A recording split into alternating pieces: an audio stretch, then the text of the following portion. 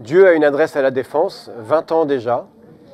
Et au cœur de cet anniversaire, nous avons voulu montrer notre attachement à notre quartier, le quartier d'affaires de la Défense.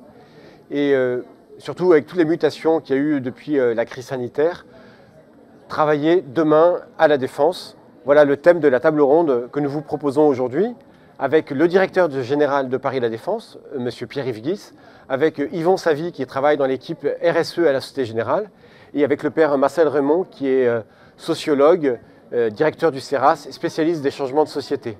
Voilà, cette table ronde est animée par Ariane Vartel, et tous les quatre, vraiment, je les remercie pour ce temps consacré à ce quartier que je trouve personnellement si beau et qui est cher à tant de personnes. Voilà, merci à eux, et ben écoutons ensemble cette table ronde. Ce sera mieux travailler demain à la Défense, c'est un thème qui est extrêmement ancré dans l'actualité depuis les confinements, post-confinement. Il n'y a pas un jour qui passe sans qu'on n'entende pas parler de ce thème du travail. Et donc on va le creuser aujourd'hui, ce thème, dans cette maison d'église Notre-Dame de Pentecôte.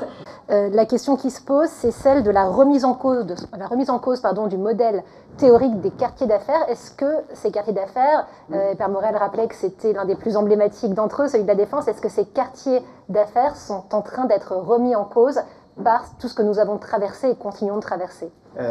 Oui, alors, désolé pour la petite interruption technique. J'en profite d'ailleurs pour faire une deuxième interruption. Je vais répondre à votre question dans une seconde, mais je souhaitais profiter de cette occasion pour témoigner à l'ensemble des participants de toute la sensibilité de toute la communauté de Paris La Défense à la nouvelle triste, il y a quelques semaines, du décès de l'architecte qui avait donné au quartier d'affaires ce bâtiment iconique. Hein, ça fait pas une tour de 300 mètres de haut, mais ça fait vraiment partie de la signature et du patrimoine aujourd'hui de la Défense. Il y a une symbolique dont on pensera ce qu'on veut au fait que Franck Amouten, puisque c'est son nom, nous ait quittés juste au moment du 20e anniversaire de ce bâtiment, mais en tout cas souhaitons qu'il continue d'honorer la Défense de sa présence pendant encore au moins 20 ans, j'espère. Ensuite, s'agissant de la question, quel est l'état de fonctionnement du quartier de la Défense aujourd'hui? Donc vous avez raison, et tout le monde a pu s'en rendre compte en lisant simplement les journaux ces 18 derniers mois, que beaucoup d'interrogations se sont fait jour dans la société, certainement pour chacun d'entre vous, sur le sens que pouvait avoir le travail et la vie au travail dans un monde qui ne serait plus jamais comme avant en raison de cette crise sanitaire, des changements parfois brutaux et profonds des équilibres de chacun entre vie personnelle et vie professionnelle, entre domicile et travail, etc. Et donc on s'était peut-être un peu vite fait peur et dit que le monde de l'après-crise sanitaire, de l'après-crise économique, un quartier comme celui-ci n'aurait plus de sens, le fait d'avoir des bureaux pour une entreprise n'aurait plus de sens, le travail même potentiellement n'aurait plus de sens. Et c'est vrai que les faits montrent depuis quelques mois, quelques semaines, que ce n'est pas le cas. Je ne sais pas si c'est une bonne chose ou pas, d'ailleurs, ce serait intéressant d'en parler. Mais on a constaté que dès lors que les contraintes sanitaires, notamment, s'allégeaient ou s'assouplissaient, les gens revenaient en masse à la Défense. On a aujourd'hui une fréquentation qui est de 2 tiers à 3/4 de la fréquentation habituelle selon le moment de la semaine et de la journée. Donc les gens reviennent parce que, je pense qu'ils nous expriment en disant ça, qu'il leur manquait quelque chose, il leur manquait sans doute des opportunités de sociabilisation, des opportunités de confort et de bien-être qu'ils ne pouvaient pas trouver dans une vie atomisée, confinée, chacun chez soi, etc. Donc ça, très bien. Après, je pense qu'on y reviendra, ce que nous disent les gens, les salariés, les habitants, les entreprises, c'est que oui, ils souhaitent revenir, ils souhaitent continuer de vivre ensemble et continuer de travailler ensemble, mais pas exactement de la même manière et pas en venant chercher exactement la même chose qu'auparavant dans un quartier comme celui-ci. Je développerai après si vous le souhaitez, mais je vous propose qu'on... Oui, alors ce quartier d'affaires, effectivement, vous y évoluez au quotidien, vos bureaux ne sont pas très loin, vos bureaux, Yvon Savy, ne sont pas très loin non plus, puisque vous travaillez, comme le rappelait Père Morel, pour la Société Générale. La Société Générale, on connaît ces 2 grandes tours à la Défense, mais en réalité, ce sont 4 immeubles. Alors, puisqu'on est dans cette partie relative au constat, quel est votre point de vue en tant que salarié sur cet environnement de travail à la Défense actuellement? Et de manière plus large, est-ce que dans un contexte où le télétravail s'est quand même beaucoup répandu, est-ce que vous avez encore le sentiment de travailler ensemble? Oui, c'est une bonne question. En effet, le travailler ensemble, pour moi, est sans doute le vrai vivre ensemble. On entend souvent convivialité, vivre ensemble, et en fait, il faut se poser la question. Il y a l'aboutissement, c'est manger ensemble, être copains, être ensemble dans un repas, c'est une symbolique très forte d'intimité, et travailler ensemble aussi, c'est le vrai vivre ensemble. Et du coup, cet éclatement, cette atomisation dont parlait Pierre-Yves, on l'a constaté. Et donc, qu'est-ce que je vais chercher en revenant ou en trouvant cette convivialité relationnelle? Comment mon entreprise est-elle une communauté de vie et pas seulement de travail? Est-ce que le sens du travail, c'est aussi le sens de la vie qui est posé. Et a fortiori en tant que chrétien, on va se dire qu'est-ce que je fais sur Terre en tant qu'acteur de la création. Et donc mon travail, fût-ce dans un bureau de banquier ou autre chose assez générale, il fait partie de cela. Et donc on va aller au bout de la question du travailler ensemble comme ça. Après, à la Défense aujourd'hui, le challenge du télétravail va se poser la question du subi ou du choisi. Le subi, avant, je n'avais pas le choix. Mon employeur était là, je devais 5 jours par semaine, et donc je venais régulièrement dans mes tours, dans la banque, travailler. C'était subi. Aujourd'hui, je vais pouvoir le choisir. Et donc, pour les acteurs de la Défense, ça va être qu'est-ce que je vais proposer comme choix, comme attractivité de la place de la Défense pour y vivre mon travail et toute la convivialité du travail avec mes collègues.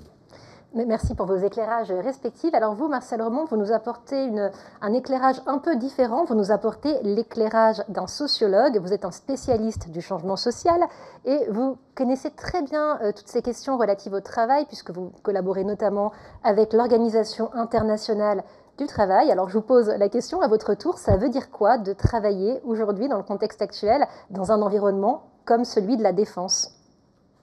Oui, merci de m'avoir invité. Alors, c'est évidemment très, très bref et très succinct, mais il y a quelques années, en 2010, l'INSEE avait parlé de 50 années de mutation de l'emploi. Et ce qui était intéressant, c'est de voir que vous êtes ici, un petit peu comme dans si on prend l'évolution des singes vers les hommes, ben, on est ici dans la dernière mutation. Donc, je voulais simplement pour vous dire combien sont les mutations. Il y a l'accès des femmes au travail. Clairement, c'est récent, c'est sur 50 années ici. C'est important, la féminisation. L'autre, c'est le fait que les ouvriers ont disparu, les métiers agricoles, les métiers industriels disparaissent petit à petit. C'est les métiers de service. On est ici clairement dans un lieu de service. Le troisième, c'est la question des diplômes. Les gens qui n'ont pas beaucoup de diplômes, mais ils sont de moins en moins représentatifs. Et donc, c'est le fait qu'on a grandi, on a augmenté la qualification intellectuelle, la formation, l'âge aussi. Les personnes qui travaillent sont de plus en plus âgées, donc c'est l'INSEE qui le dit. Et puis, il y a la multiplication énorme de différents types d'emplois. On commence à être des emplois fracturés, temps partiel et autres. Donc ça, c'est un petit peu ce qui se passe depuis 50 ans, et clairement, ici, on a, je dirais, l'expression, alors, ça continue, cette évolution, et on a parlé du télétravail, on a parlé du travail qui cherche un sens et autre chose. Je dirais, en tant que sociologue ou en tant que responsable du travail, c'est dans cet environnement-ci, comment pouvoir répondre à ce qui émerge maintenant chez les plus jeunes qui veulent avoir un sens au travail. Surtout s'ils sont dans le service, c'est-à-dire ils ne produisent rien, ils téléphonent, ils écrivent des mails, ils font des choses, mais ils ne créent pas un TAS ou quoi, ce n'est pas des industriels. Et donc, quel va être leur sens? Et ce que les gens et les plus jeunes demandent, c'est un rapport au territoire, au terroir. On voit des jeunes qui veulent retourner, enfin ce qu'on appelle les néo-ruraux, on cherche ça. Comment est-ce que dans un lieu comme la Défense, on a un lien avec la terre? Voilà la question qui se pose maintenant. Alors, vous avez tous les trois insisté sur la question du sens, et c'est une thématique extrêmement intéressante, a fortiori dans un environnement comme celui d'aujourd'hui à Notre-Dame-de-Pentecôte. Cette question du sens, vous avez parlé, Marcel Remond, du territoire, mais il y a aussi le territoire de travail, le territoire dans lequel on évolue. Il y a deux concepts qui sont assez répandus ces dernières années, qui sont l'open space et plus récemment le flex office. Alors très rapidement, pour celles et ceux qui sont un peu moins familiers avec ces notions, l'open space est donc le fait que plusieurs personnes travaillent sur un même plateau. avec parfois à la fin de la journée tout ce que ça peut impliquer comme mal de crâne d'entendre les autres parler et s'exprimer, et en même temps ce que ça peut impliquer en termes de positif, de convivialité et de partage de l'information. Et puis il y a un thème qui est un peu plus récent qu'on appelle le flex office. Alors arrêtez-moi si je dis des bêtises, hein, vous connaissez bien le sujet. Le flex office, c'est donc un système qui vous permet de ne pas avoir une place attitrée en arrivant le matin. Chaque jour, on va changer de place en fonction de la disponibilité des places. Évidemment, il y a quand même une question de rentabilité derrière, puisque si il y a moins de personnes puisqu'elles sont en télétravail, ce n'est pas nécessairement la peine de payer des postes de travail pour tout le monde, et donc on se partage ces postes. Et moi, en tant que journaliste, pour avoir été souvent dans des bureaux, j'avoue que j'étais assez sensible au fait de voir les photos de famille des gens affichées, les enfants sur la plage. Il y avait quand même un côté très humain. Nécessairement, il y a peut-être, je ne sais pas, je vais vous poser la question, une forme de déshumanisation peut-être, de ne pas avoir son propre territoire. Alors assez rapidement, pour terminer dans cette partie relative au constat sur l'organisation du territoire à proprement parler, hein, celui de son quotidien, de son bureau, est-ce que vous voulez dire quelques mots? On va peut-être commencer avec vous, Yvon Savy, puisque vous, en tant que salarié de Société Générale à la Défense, vous êtes, je le sais, confronté à ces problématiques de flex office. Alors quand je dis confronté, c'est pas forcément dans le sens négatif du terme, mais c'est intéressant d'avoir votre retour, et puis on demandera aux autres participants de donner leur avis également. Donc, en effet, les tours à la Défense en général font face à ces questions-là. Alors, deux choses. La première, c'est que c'est vrai que le bureau est quand même un territoire où on s'approprie une forme de sécurité. Et on sait que dans les besoins humains, il y a ce besoin d'espace personnel, etc. Donc on peut le reconstituer de différentes façons, mais c'est important. La deuxième, c'est que c'est aussi un espace de proximité. Vous l'avez dit, c'est une occasion de relationnel les uns avec les autres. Donc il faut trouver quelque part cela. En fait, les open space ou les flex office, on voit, sont modulés. Alors on les appelle faux open space ou un faux flex office, parce qu'en fait les gens se débrouillent toujours, ou les équipes, y compris avec les managers, pour reconstituer un espace un peu personnel, d'équipe, etc. Même si les consignes sont bureau propre et impersonnalisation ou dépersonnalisation des offices, tout le monde se débrouille pour en fait reconstituer de façon humaine. On n'est pas gaulois pour rien, mais voilà, on retrouve ça. Et c'est important d'avoir cette sécurité, cette proximité-là. Pierre-Yves Guis, quelques mots sur ce sujet de l'organisation des territoires de travail. C'est vrai qu'on a une situation d'injonction contradictoire aujourd'hui. Il y a des raisons évidentes de maîtrise des coûts et de la soutenabilité des organisations, des entreprises qui imposent de tenir compte du télétravail, de la mobilité accrue des gens entre leur domicile et leur lieu de travail, etc., pour s'interroger sur l'utilité d'avoir encore des bureaux cloisonnés ou des open space très étendus si les gens sont là 30 ou 40% du temps la semaine en comptant, encore une fois, le télétravail, les temps de réunion. Déjà avant la crise sanitaire, un bureau normal d'une entreprise tertiaire, j'imagine que c'est les statistiques auxquelles vous arriviez à la Société Générale, il était occupé 60-70% du temps, absolument pas 100%, sauf pour certains métiers particuliers. Là aujourd'hui, vous divisez ça sans doute par 2 avec le télétravail et encore une fois la flexibilisation accrue du travail. Donc il y a forcément une forme de rationalité à promouvoir ce type d'organisation. Et en même temps, je reviens sur ce qu'on dit, la crise du travail qu'on a connue ces 18 derniers mois, et même avant, c'est d'abord une crise du sens. Et à la Défense, on est d'une certaine manière au royaume de ce que certains avaient appelé à une époque les bullshit jobs, les gens qui ont des bac plus 5 ou des bac plus 8 et dont le métier c'est d'être chargé de projet de quelque chose, c'est très bien d'être chargé de projet, mais qui ont du mal à comprendre le sens de ce qu'ils font, puisque leur travail ne se conçoit que par rapport à une organisation abstraite dont ils n'arrivent pas à voir le début ni la fin. Et les gens qu'on a perdus en premier dans cette crise, c'est ceux-là, puisqu'en plus souvent ce sont les plus jeunes, donc ceux qui sont revenus travailler à la terre ou qui sont partis ouvrir des magasins de chaussures dans le sud de la France, c'est ceux-là. Et donc la contradiction, mais à laquelle j'ai pas de réponse, mais je parle y compris en tant qu'employeur moi-même, c'est pas la Société Générale, mais j'ai quand même 300 personnes, plutôt jeunes. La contradiction, c'est comment je fais pour recréer du sens et refidéliser cette population, encore une fois, jeune en recherche de repères, si je leur dis en même temps le soir de bien soigneusement nettoyer leur bureau et de surtout pas laisser de photos du chien ou de souvenirs de vacances quelconques. C'est vraiment pas facile. Il y a un enjeu d'attractivité. Alors sur ce sujet, vous parliez à Marcel Remond de terroir versus territoire versus le sens. Quelle est votre opinion personnelle ? Oui, je pense que ce qu'on vient de dire résume bien, c'est comment est-ce qu'on peut faire en sorte que le lieu de travail soit aussi un lieu de vie. Et donc, on est des... Alors je reviens avec l'évolution, on est quand même des animaux sociaux, on a besoin de marquer notre territoire. Il faut que quand on rentre dans la salle à café, on sente le camembert du collègue qu'il a amené pour mettre dans le frigo. Enfin, on a besoin on n'est pas que des têtes, on est aussi un odorat, on a du toucher. Et c'est sûr que dans la pandémie, on s'est rendu compte de tous les autres sens. On voit combien c'est important d'être en visuel. Et il suffit de voir les jeunes à l'école, c'est vraiment quelque chose qu'ils ont découvert. C'est que être derrière un ordinateur, ça ne remplace pas être face à un prof. Donc, comment est-ce qu'on peut humaniser, c'est-à-dire vraiment rendre humain le territoire du travail, l'espace de vie au travail, c'est ça la question. Et donc, ça nécessite une révolution contre l'aseptisation des lieux de travail. Donc, on n'est pas dans un hôpital où tout doit être nickel. Il faut qu'on sente l'humain. Enfin voilà, il faut que ça transparaisse. Et ça peut se faire avec des tableaux comme ceci, ça peut se faire avec une église comme ceci, mais c'est ça la question. Hein. C'est comment est-ce qu'on rend humain.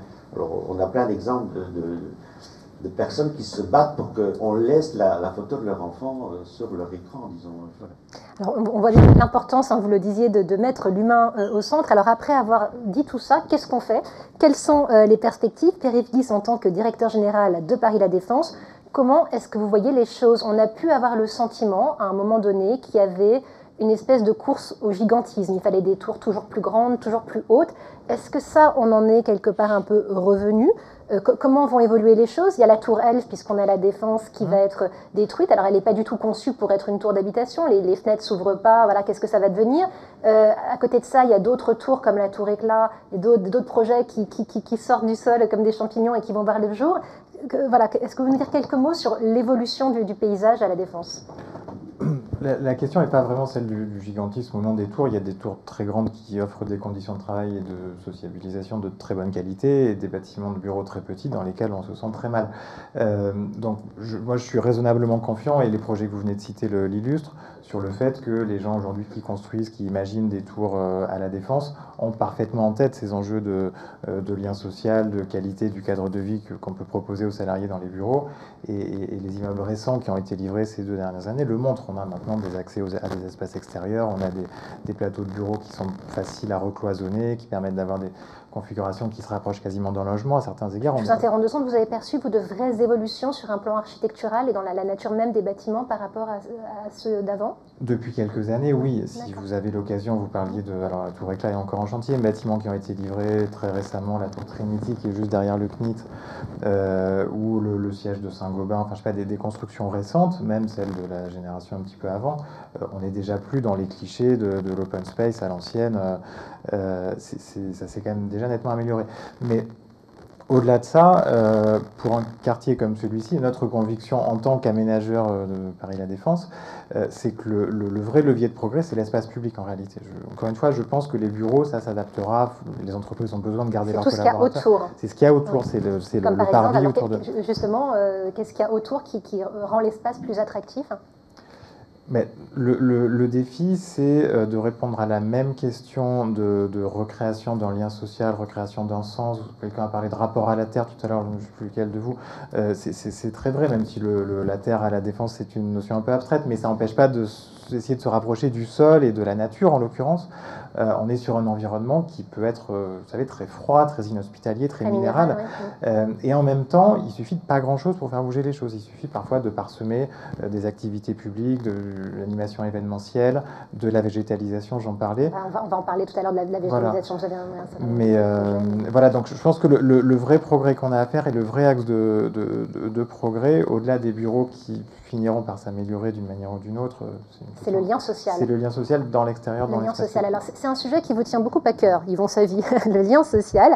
Peut-être que la crise de sens qu'on a traversée, et ces jeunes effectivement qui ont laissé tomber ce qu'on appelle parfois effectivement, à tort ou à raison, mais des bullshit jobs pour aller faire des choses beaucoup plus concrètes, plus manuelles, très, très loin, c'est aussi parce que justement il y avait ce déficit en termes de lien social et on peut avoir le sentiment parfois que les gens viennent pour consommer du travail, consommer le midi, aller effectivement dans les centres commerciaux très, très attractifs au demeurant pour consommer. Est-ce qu'ils viennent aussi parfois pour donner, pour peut-être contribuer à une action sociale, religieuse comme ici, artistique, et comment est-ce qu'on peut faire selon vous? Quelles pourraient être les pistes de réflexion? Et force est de constater qu'il y a déjà des pistes à l'œuvre et qui ne sont pas que des pistes, qui se sont concrétisées pour précisément multiplier les initiatives qui favorisent ce lien social. En effet, au-delà des aménagements, de l'environnement, du matériel dont Pierre-Yves parlait, je pense qu'il faut que les gens, moi le premier, nous posions la question d'une posture en disant qu'est-ce que je viens faire à la Défense et qu'est-ce que je peux apporter? Est-ce que je suis là juste pour avoir mon ordinateur, mon bureau, un repas, un centre commercial et quelques arbres éventuellement? Ou est-ce que je suis aussi quelqu'un qui peut apporter quelque chose à mes co-travailleurs, à mes collègues ou à mes co-conviviaux ici sur la Défense. Et donc se dire, j'apporte aussi quelque chose. Et vous savez que donner, c'est recevoir. Et donc, surtout en tant que chrétien, on sait que le sens ultime du don, c'est d'être en posture de recevoir et recevoir Dieu. Mais simplement, est-ce que je sais recevoir mon collègue, mon compagnon de voyage, que je vais grogner à cause de la promiscuité dans les transports, mon compagnon de file d'attente dans les différents courses, magasins, etc. Donc c'est un changement de posture. Donc c'est en fait dire aux gens, mais voilà, convertissez-vous en disant qu'est-ce que j'apporte plutôt que qu'est-ce que je consomme. Et trouver cela, c'est dire concrètement quelles sont les associations, actions que je vais faire. Et il y a un danger, c'est que le télétravail nous ayant éloigné de la Défense. Avant, j'avais personnellement 5 jours par semaine, donc 5 déjeuners et puis des petits bouts de soirée pour être ici en action sur le terrain, sur du caritatif, de la musique, du sport, etc. Aujourd'hui, je n'en aurai plus que 2 ou 3. Donc, grande question pour les actions caritatives, et pourtant il y en a besoin. La Maison d'Amitié voilà, qui fait des choses avec les personnes en réinsertion, le Chez nous manquant pour faire le lien sur le dernier kilomètre de biens alimentaires qu'il ne faut pas gaspiller et qui de nos grandes cantines vont encore servir, et puis plein d'autres choses avec les jeunes à coacher, les universités, etc. Et on est attendu. Nous, en tant que travailleurs, nous sommes justement quelquefois hors sol, ces super diplômés, plus âgés, etc., dont parlait Marcel. Qu'est-ce que je peux donner? Je pense que c'est une question importante. Qu'est-ce que je peux donner? Donc on est vraiment au cœur de qu'est-ce qui fait la spécificité humaine. On a pu percevoir une peur, vous en parliez, la peur effectivement de ne plus avoir une vie qui ait du sens, qui explique que beaucoup ont démissionné, il y a eu beaucoup de démissions. Il y a une autre peur, Marcel Remond, qui est peut-être la peur du déclassement. Pourquoi la peur du déclassement? Parce qu'il y a beaucoup de métiers qui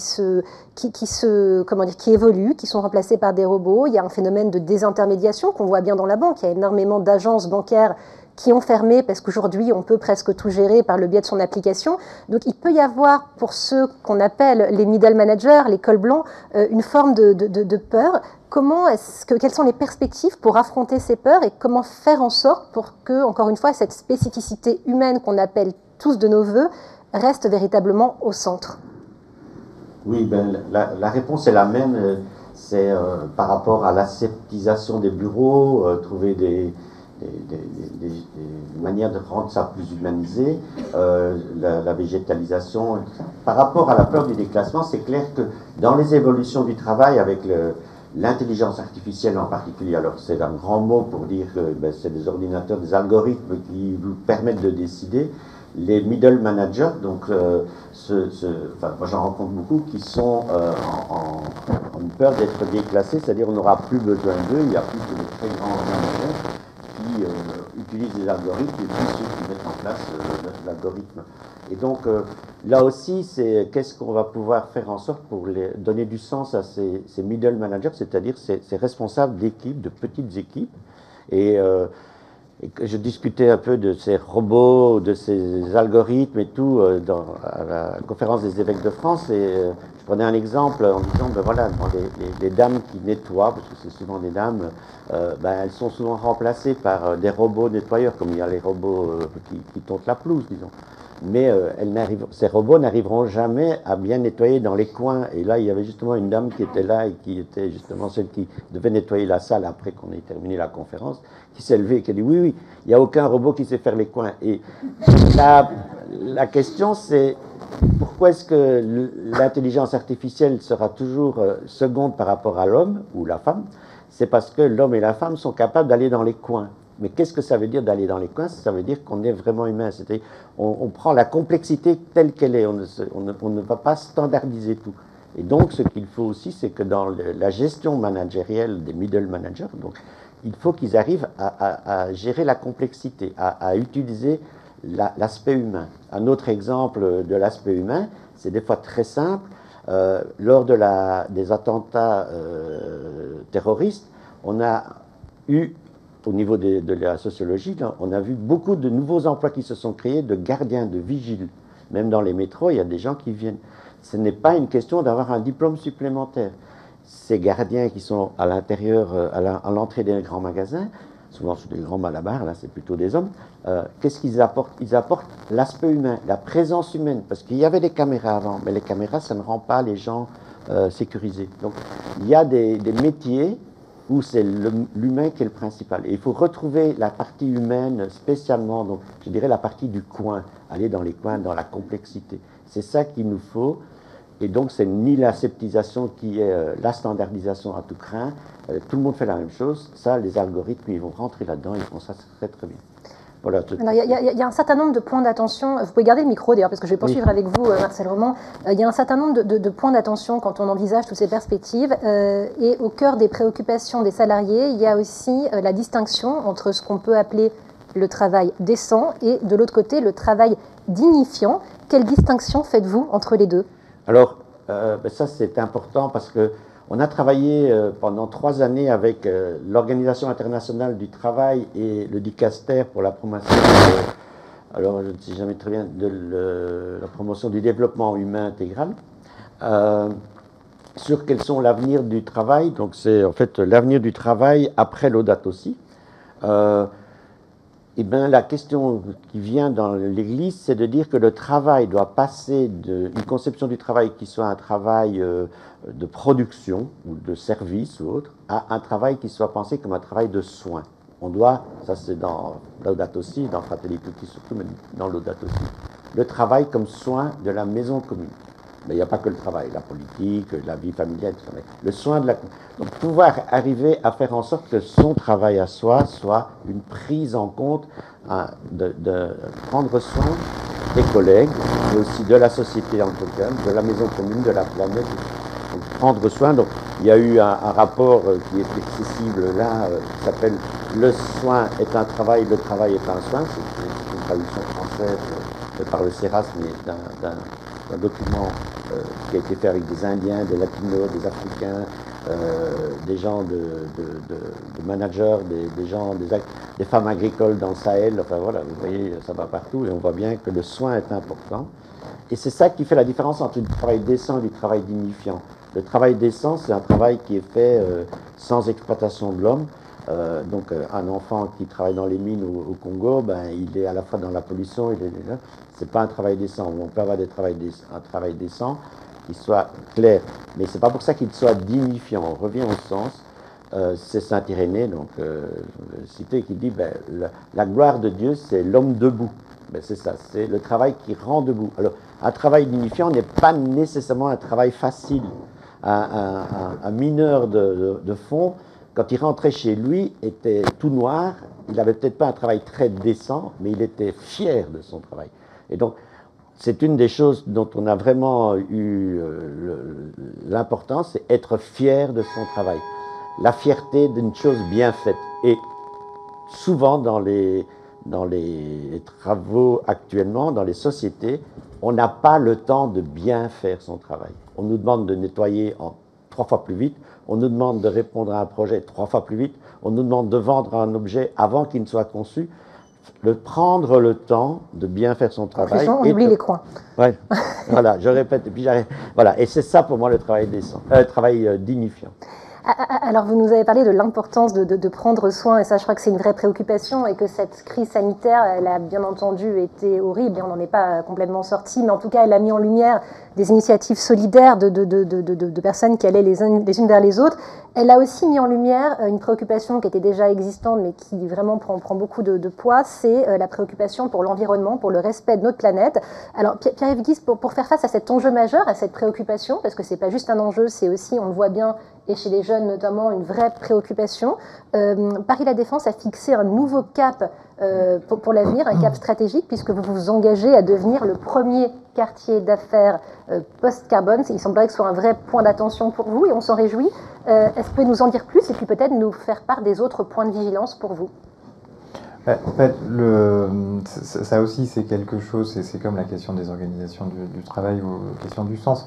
C'est un sujet qui était déjà fortement sous-jacent et qui a affleuré sous l'écume des jours avant la crise et qui est devenu effectivement aujourd'hui l'éléphant au milieu du couloir qu'on est obligé de traiter, puisque sinon nos interlocuteurs, les gens qui s'interrogent pour venir travailler et vivre à La Défense, ne verront que ça, ne verront que le fait que c'est un territoire qui, historiquement, ne s'est pas beaucoup préoccupé des questions environnementales, du rapport à la nature, comme vous le dites, et au-delà de ça, de la question de son impact humain de manière générale. Vous savez que dans le jargon des entreprises, on fait souvent rimer environnemental avec social.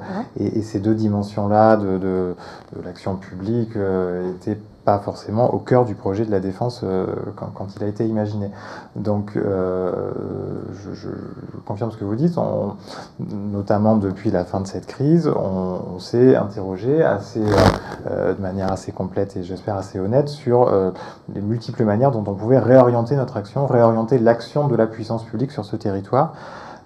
Pour faire que ces sujets sociaux et environnementaux, au lieu d'être la cinquième roue du carrosse, qui deviennent vraiment notre priorité et le point fédérateur, le point fixe de tout ce qu'on fait pour agir sur le territoire. Donc ça se traduira, j'en ai parlé rapidement tout à l'heure, par une action beaucoup plus volontariste de verdissement, d'apaisement des espaces publics. Vous avez vu qu'on a commencé à bricoler des pistes cyclables depuis le début de la crise sanitaire. On va les pérenniser, on va réduire progressivement la place de la voiture, la place de tous les usages qui peuvent contribuer à alimenter ce sentiment d'oppression ou de déshumanisation qu'on peut encore ressentir parfois à La Défense.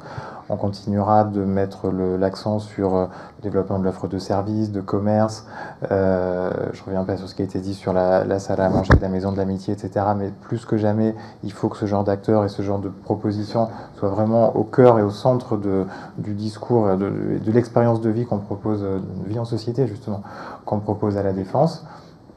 Et puis, pour revenir quand même à ce que tout le monde voit, on engage avec nos partenaires privés du monde de l'immobilier un travail sur le verdissement des tours de bureau, puisque les tours de bureau, c'est quand même, là aussi, je parlais d'éléphants au milieu de la pièce, aujourd'hui, c'est ça qui contribue le plus aux consommations de gaz à effet de serre, enfin aux émissions de gaz à effet de serre, consommation d'énergie, et à l'aspect un peu anti-écologique que peut avoir un quartier comme celui-ci. Mais c'est aussi là qu'on a le plus de potentiel de transformation, parce qu'on reste un territoire, je reboucle avec ce qu'on disait au début sur le fait qu'il y a encore beaucoup de monde à La Défense et beaucoup d'activités. On a la chance d'avoir un territoire sur lequel il y a une concentration d'énergie, de moyens et d'envie de faire bouger les choses qui est phénoménale entre le public, l'État, les collectivités, le monde associatif, le privé. Et tout le monde a envie que les choses changent. Donc c'est vraiment ce qu'on va s'efforcer de faire. Alors, Yvon Savy, comme le disait Pierre-Yves Guise à l'instant, environnemental rime souvent avec social. D'ailleurs, vous êtes responsable de la responsabilité sociale et environnementale. Le titre RSE inclut toutes ces notions ensemble. Alors, précisément, comment les velléités écologiques vont de pair avec le développement du lien social? Et vous, en tant que directeur de la RSE, qu'est-ce que vous avez mis en place ou que vous allez mettre en place pour aller dans le sens de ce qu'on vient de dire? Une précision, je m'exprime à titre personnel, pas de mon employeur, mais c'est important. Et pour rebondir sur ce que disait Pierre-Yves, une vraie écologie ne peut être qu'intégrale. Donc forcément environnementale et sociale, et une écologie humaine vraiment bien intégrée. Et à cet effet, je pense, et je reprends un titre qu'un autre jésuite, Gaël Giraud, titrait récemment, c'est que la vraie conversion qui est attendue, la vraie changement de posture des gens, elle est d'abord personnelle. On peut avoir toutes les structures, les aménagements, etc. Et tant mieux, bravo à la Défense qui va nous offrir ces changements, tant mieux. Mais ça suppose ce que je disais tout à l'heure, comment on va l'utiliser, et dans quelle posture je viens l'utiliser. Et ma conversion, elle est d'abord personnelle. Est-ce que je suis déjà moi-même un acteur de l'économie de l'énergie, du respect du climat, de la biodiversité et du lien social. Et à cet effet, la Défense va avoir deux challenges. Je pense qu'aujourd'hui, les collaborateurs et moi, ou les collègues, les amis avec qui j'en parlais, on va pas comparer la Défense d'aujourd'hui ou de demain avec la Défense d'avant. On va comparer la Défense avec deux questions. Quel est mon lieu de travail alternatif qui est le télétravail? Donc ma maison, mon jardin, éventuellement ma résidence secondaire si j'avais de la chance d'être en province, etc. Donc quel est entre mon coin de plage à Quiberon ou la Défense? Qu'est-ce que je peux vivre comme différence? Et c'est maintenant à ça que je compare la Défense. Et la deuxième comparaison que je vais faire, c'est comment je compare la Défense d'aujourd'hui ou de demain, avec les quelques aménagements, à celle qui est attendue en 2050, avec une révolution sur la neutralité carbone et le respect de la biodiversité. Donc là, la Défense vivable de 2050 qui va arriver. Et donc là, le challenge est très très fort. Donc tous nos bénédictions sur vos efforts, vos travaux, etc., ça va être très compliqué de résister à ces deux comparaisons. Alors cette réflexion sur l'avenir, c'est également celle de Notre-Dame de Pentecôte. Je suis chargée de vous communiquer des informations sur de futures conférences sur ce même thème de travailler autrement. Une qui aura lieu le 18 novembre avec Éric Molinier de chez Veolia, qui est donc une personne en situation de handicap et qui viendra en parler. Et le 25 novembre avec Étienne Villemain, entrepreneur social, cofondateur de Lazare. Avant de vous laisser la parole pour poser des questions, peut-être un rapide tour de table en quelques mots pour nous dire comment, compte tenu de tout ce qui a été dit et échangé, comment vous voyez les choses pour continuer à prendre soin de la maison commune par rapport aux thématiques évoquées. Marcel Remond, comme ça fait un petit moment que vous n'avez pas pris la parole, je vous propose de prendre le micro. Je pense que, voilà, ce que j'ai, c'est le mot conversion. Je pense qu'il doit être personnel, mais il faut aussi collectif. On sait bien que on a beau dire aux gens qu'ils ne doivent pas rouler trop vite, mais si on ne met pas des gendarmes couchés, il n'y a rien qui se passe. Donc, il y a un moment donné, on faut obliger un peu les gens. Donc, et dans un monde. Et donc, ça va être quelles sont les choses qu'on va mettre en œuvre pour. Et ça doit aussi modifier l'imaginaire de la Défense. C'est-à-dire, il faut que les gens ne pensent plus la Défense comme une sorte d'aseptisation minérale. Et donc, moi, je sais qu'il y a eu un pays, mais je ne me souviens plus très bien, où c'est ici en France, peut-être, ils ont proposé que les bureaux qui sont non occupés la nuit servent d'hébergement par une association qui fait en sorte que le matin, il n'y a rien d'autre. Mais je vois, il faut changer l'image aussi, pour que les gens se sentent. Pierre-Yves Guy, sur ce changement de paradigme. Voilà, c'est mieux dit. Pardon? J'ai dit c'est mieux dit, un changement de paradigme. Oui, c'est grâce à ça qu'on reconnaît les journalistes.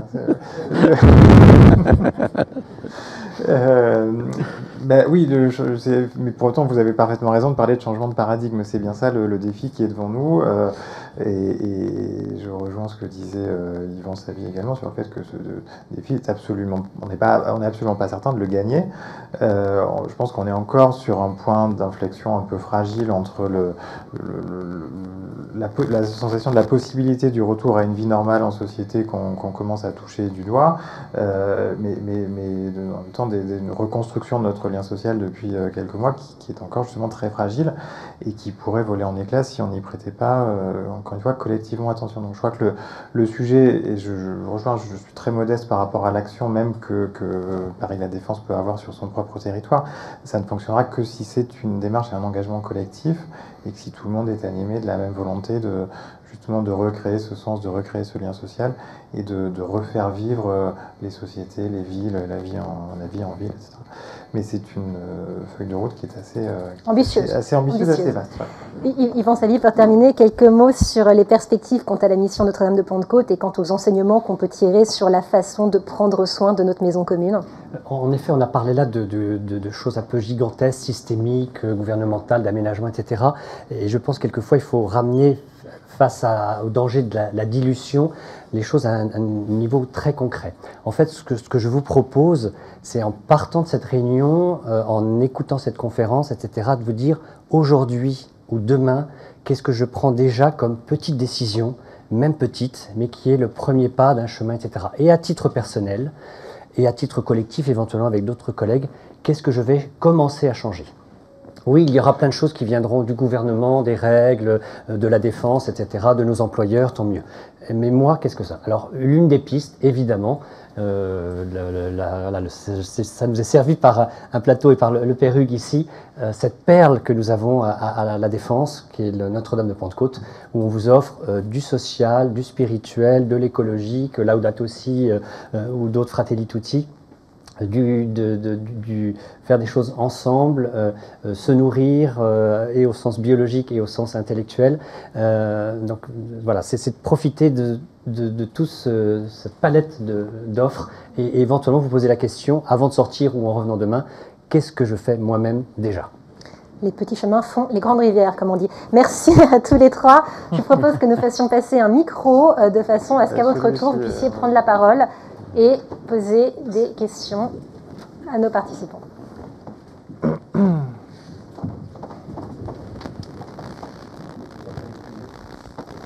C'est à vous de me dire. Merci pour vos présentations, tout à fait ce qui a été dit, notamment en collectif. Juste une intervention sur l'individuel, le tout petit. Tout à l'heure, je serai à la sortie avec un projet qui est né ici, qui s'appelle Jeunes et Entreprises, qui consiste à parrainer un jeune de 18 à 25 ans par 1 heure d'accueil des cadres de la défense. Voilà. On est parti en plein Covid, nous sommes 18, et on a accompagné 30 jeunes. C'est des tout petits, et ça nous fait du bien. Voilà.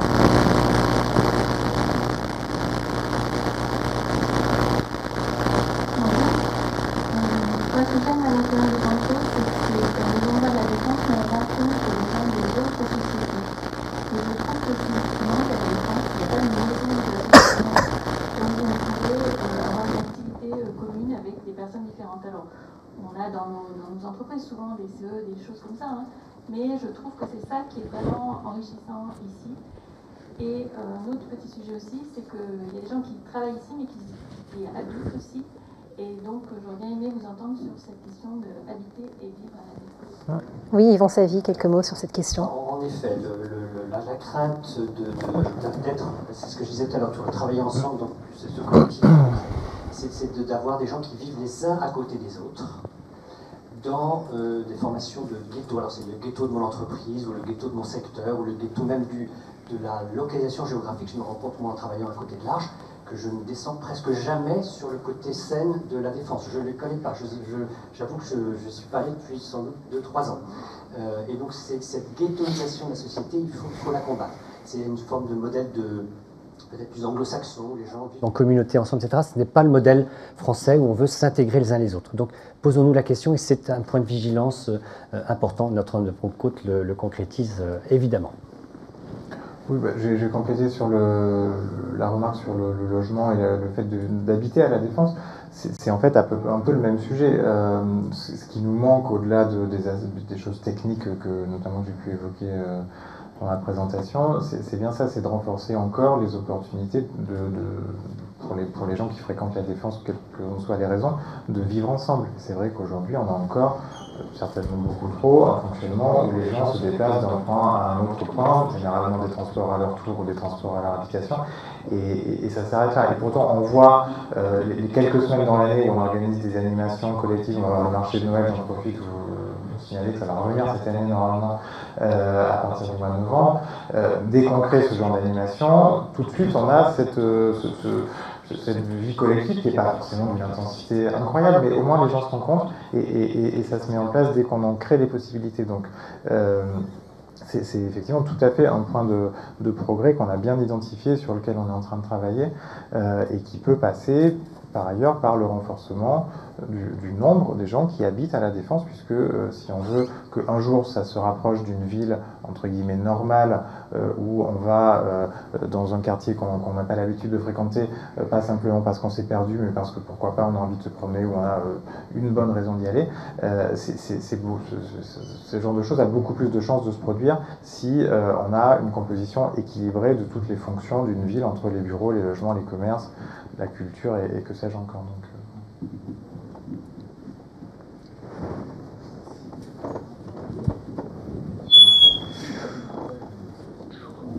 Justement, moi j'ai une question au sujet de l'élargissement de l'activité. Est-ce qu'il est prévu, est-ce qu'il y a des réflexions autour d'accueillir des entreprises d'autres activités et pas que des services? Est-ce qu'on pourrait se poser la question? Et deuxièmement, de la taille des entreprises, parce que là on parle des grandes entreprises de la défense, mais les petites et moyennes entreprises sont aussi peut-être à réfléchir. Et d'ailleurs, dans les petites entreprises, les gens trouvent beaucoup plus de sens que dans les grandes entreprises. Ça aussi, c'est une remarque très judicieuse. On a à peine effleuré toutes les questions que pose le développement de la défense après cette crise, et j'aurais effectivement tout à fait pu parler de ça. Donc, je vous rassure, on le constate déjà en fait. Alors c'est très important qu'on ait la Société Générale, qu'on ait Total, qu'on ait toutes ces grandes entreprises, ces fleurons de l'économie française, parce que ça aide à stabiliser le quartier, à le crédibiliser, ça nous ramène également beaucoup de monde. Donc c'est très important, et on souhaite absolument que ces entreprises, que ces occupants restent. Mais à côté de ça, c'est vrai qu'on a un enjeu de diversification de la population d'entreprises, à la fois en taille, en secteur d'activité, qui est accueilli à la Défense, parce que ça aussi, c'est la clé à la fois de la robustesse du quartier dans des périodes de crise, parce que ça fait plus forte probabilité que les entreprises restent et se renouvellent. Et puis, comme vous le dites très justement, ça permet de multiplier les points de vue, multiplier les types de population. Là, je parle des hommes cette fois-ci, enfin des personnes. Ça permet de faire venir des gens qui n'ont pas forcément tous le même profil, tous les mêmes affinités, tous les mêmes attentes. Et c'est quelque chose qu'on commence d'ores et déjà à observer. Nos tours, notamment les plus récentes, commencent à se diviser, à être louées parfois étage par étage ou 2 étages par 2 étages. Et on a des entreprises de secteurs qui sont très diversifiées, qui se rapprochent parfois de l'industrie, du divertissement, etc., qui commencent à venir à la Défense. Là aussi, il y a encore beaucoup de progrès à faire, et ça fait partie des nombreux axes de réflexion qu'on est en train d'explorer. Un axe pourrait être la mixité d'ailleurs salariés et étudiants. Je pense que voilà, il y a déjà quelques foyers d'études universitaires, supérieures, etc. Il n'y a aucune perméabilité, enfin trop peu de perméabilité avec les entreprises. Il y en a un petit peu, mais trop peu, c'est vrai.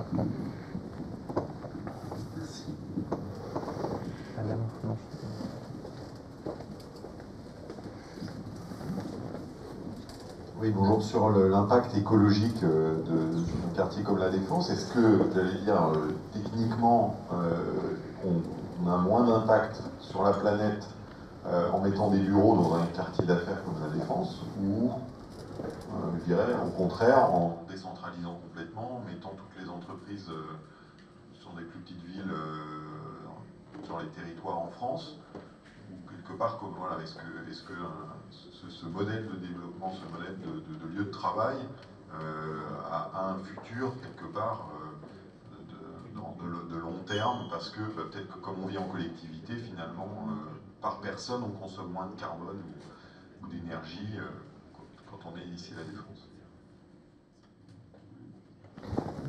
J'ai vu quelques calculs qui commencent à sortir sur le concept de ville durable. C'est-à-dire comment on intègre toute la conception de ce que Pierre-Yves a annoncé, de vivre, de naître, de manger, de circuler, etc., du matin au soir et toute l'année, 365 jours sur 365. Et en effet, c'est assez complexe. Donc là, il faudra sans doute beaucoup d'intelligence artificielle ou d'ordinateur pour achever ça. En fait, il y aura plusieurs modèles. On ne peut pas faire table rase de ce qu'est le modèle français, parisien, Île-de-France. Donc, il faut bâtir sur ça à partir du modèle de l'Île-de-France et extrapoler et voir ce qu'on peut modifier. Il faut aussi, dans une perspective, de dire qu'est-ce que concrètement, notamment pour ce scénario d'émission zéro net émission en 2050, qu'est-ce qui va être concrètement fait. C'est pas simple, ça va être des hauteurs de building, des modes de construction, des matériaux, etc. Sachez que lorsqu'on calcule le poids, l'empreinte carbone d'un bâtiment, on regarde, il y a 25% ses matériaux de construction, 25% son usage et 50% la circulation et ce qui est autour de l'immeuble qui va induire la consommation, le poids carbone de l'immeuble. Et donc c'est important, c'est 25, 25, 50. Et c'est à partir de ça qu'on va raisonner. Donc c'est un challenge important, il faudra suivre l'actualité sur les développements scientifiques sur le sujet. Mais c'est très très intéressant. Parce que les politiques devront à un moment le prendre, l'EHPAD aussi et d'autres, pour dire qu'est-ce que je fais et qu'est-ce que je réglemente. On m'indique qu'il faut rendre l'antenne, non? Peut-être quelques mots, Marcel Raymond, Ah oui, non. Je voulais simplement répondre, mais alors je vois que... Simplement dire que dans les études, c'est clair que plus c'est intégré, c'est-à-dire moins c'est en silo, c'est-à-dire là on fait ceci, là on fait ça, plus c'est écologique, disons, dans le sens où, par exemple, les personnes âgées, il faut faire des kilomètres pour aller les voir parce qu'elles sont toutes quelque part. Et voilà. Donc l'intérêt du hub est intéressant pour un type, mais pas pour l'écologie intégrale. Merci. Quelques mots peut-être? Bon, je sais pas, oui. Non, mais oui, 30 secondes. Effectivement, toute la difficulté, c'est qu'on ne peut pas faire table rase de ce qui existe. C'est sûr que si on devait réaménager la France entière à partir de rien, il faudrait probablement pas faire ce qu'on a fait et pas avoir une région parisienne aussi dense et aussi protubérante. Voilà. Bon, de fait, on vit dans un monde réel avec des choses qui existent déjà et on se rend compte, je rejoins ce qui a été dit, que l'effet de concentration, d'avoir toutes ces énergies humaines et toutes ces activités au même endroit, peut avoir un intérêt pour tout un tas d'économies d'échelle et d'effets de fonctionnement en circuit court, là, qui est nouveau paradigme à la mode, mais à raison. Enfin, tout le monde parle maintenant de retrouver renouer avec la ville du quart d'heure. Vous avez toutes les activités de votre vie, pro et perso, un quart d'heure à pied ou en vélo autour de chez vous. Un territoire dense comme celui-ci, dense et ayant en même temps encore des possibilités de développement, ça permet plus facilement d'y répondre que si tout le monde était dans des lotissements ou des campus d'entreprise en très grande banlieue. L'autre conséquence, c'est que si on veut avoir la même activité économique, la même intensité économique qu'à La Défense ou à Paris ou à Saint-Denis, enfin dans tous les pôles tertiaires, sous des formes plus horizontales, il faudrait artificialiser là aussi la moitié de la France. Donc tout ça n'est pas possible, il faut faire avec ce qu'on a. C'est sûr qu'on peut faire d'immenses progrès, mais d'une part on est confiant dans le fait qu'on peut le faire, et d'autre part c'est l'occasion de ne pas oublier qu'il y a quand même encore quelques avantages à cette forme urbaine et architecturale. Et à nous de jouer avec, soyons optimistes surtout. Voilà, plein de choses à faire. Merci beaucoup. Désolée pour celles et ceux qui avaient encore des questions et qui n'ont pas pu les poser, mais effectivement, on pourrait en parler pendant des heures. Et il y a d'autres conférences qui sont prévues sur des thèmes assez cousants de celui-ci. Merci beaucoup à tous les trois. Merci, Per-Hugues, pour cette opportunité d'évoquer tous ces sujets passionnants. En tout cas, moi, ce que je retiens, c'est que la vie était en mode peut-être un petit peu survie. Et là, je vois qu'on est dans un nouvel élan. Merci à tous pour votre participation à cette table ronde. Et puis, spécialement vous, merci, Monsieur Guis, pour l'élan que vous nous témoignez de l'avenir de La Défense, ce beau quartier qui est parfois décrié, mais que moi, qui fait battre mon cœur à chaque fois que je viens. C'est avec grand plaisir. J'espère que vous avez pu prendre des pépites, et j'invite à répondre à l'invitation que Yvan Savy vous a formulée. Avec quoi repartez-vous concrètement? Qu'êtes-vous prêt à mettre en œuvre pour La Défense et ou en même temps pour notre maison? Vous trouverez quelques ouvrages à la sortie sur le thème de travailler du travail, et pas spécialement peut-être à La Défense, mais du travail aujourd'hui et demain. Vous savez qu'on ne vit pas que d'amour et d'eau fraîche. Toutes ces entreprises sont entreprises à bénéfice. Nous, on ne travaille qu'avec des bénévoles. Donc merci pour votre générosité. Vous pouvez aussi faire des dons en ligne sur notre site de la Maison d'Église, NDP 92. Voilà. Merci. Merci. Salut à ceux qui nous ont regardé sur notre chaîne YouTube. Vous pourrez donc bien sûr revoir et voir encore cette table ronde.